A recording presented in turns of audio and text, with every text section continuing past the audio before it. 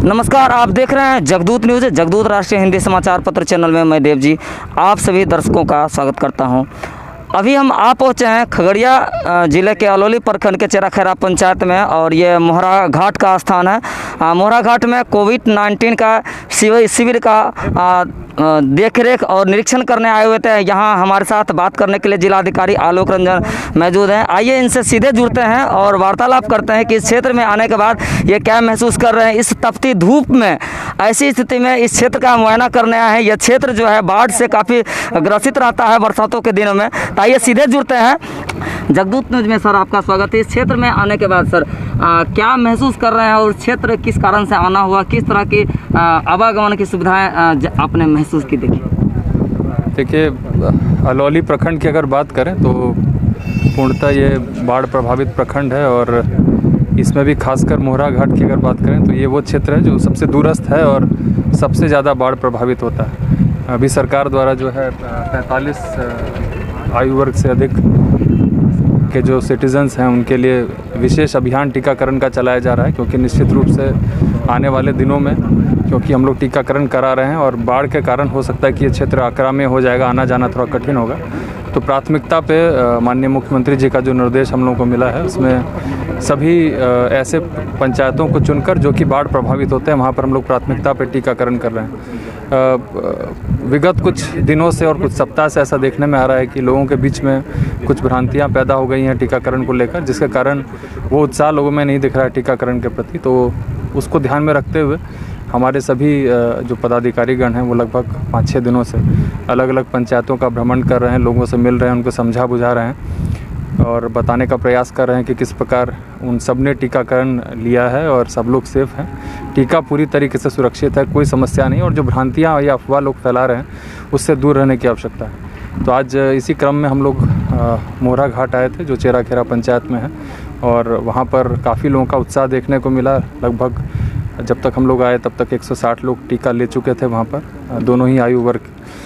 मैं आपके माध्यम से सभी लोगों को ये अनुरोध करना चाहूँगा कि टीकाकरण का जो कार्यक्रम है अभी कई जगहों पर टीका मिल नहीं पा रहा है, उपलब्ध नहीं हो पा रहा है, डिमांड इतनी ज़्यादा है। हम लोग के पास टीका पर्याप्त मात्रा में उपलब्ध है और हम लोग चाह रहे हैं कि अधिक से अधिक लोगों को हम लोग टीकाकृत कर लें, ताकि जो संभावित तीसरी वेव है, जो लहर है मानी जा रही है, जो आगामी 3-4 महीनों में आने की संभावना हो सकती है, तो उसमें हम लोग थोड़े हमारे ज़िले के नागरिक सुरक्षित रहें, हमारे राज्य के नागरिक सुरक्षित रहें। तो इसलिए सब लोगों को टीका लेना चाहिए और टीका लेने के बाद लोग सुरक्षित हो जाएंगे। लोग सुरक्षित रहेंगे तो समाज सुरक्षित रहेगा। सर, खगड़िया जिला की ये जो अलौली प्रखंड चेराखेरा पंचायत का जो मोहरा घाट पे आप अवस्थित है, इस क्षेत्र में आने के बाद किस प्रकार से आप क्या महसूस कर रहे हैं और गांव से इतना ज़्यादा क्यों लगा हुआ है आपको, क्या वजह?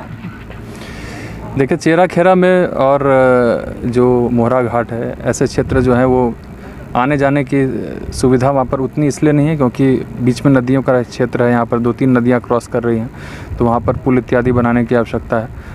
मुझे बताया गया कि पूर्व में भी यहाँ पर पुल बनाने का प्रस्ताव था, किसी कारणवश शायद बन नहीं सका, तो मैं तो उसको परस्यू करूँगा ही और मैं स्वयं आकर देखना चाहता था। मैं पूर्व के बाढ़ में आया था, लेकिन उस समय पूरी तरीके से ये बाढ़ प्रभावित था तो बहुत जगह नहीं जा पाया था, लेकिन इस बार इसलिए मैं बाढ़ के पूर्व यहाँ पे आकर देखना चाह रहा था कि क्या समस्या है। लोगों की जो समस्याएं काफ़ी जेन्युइन है, पुल संबंधी है, रोड संबंधी है। इस संबंध में मैंने लोगों से कुछ आवेदन भी प्राप्त किए हैं और उस पर हम लोग शीघ्र कार्रवाई करेंगे।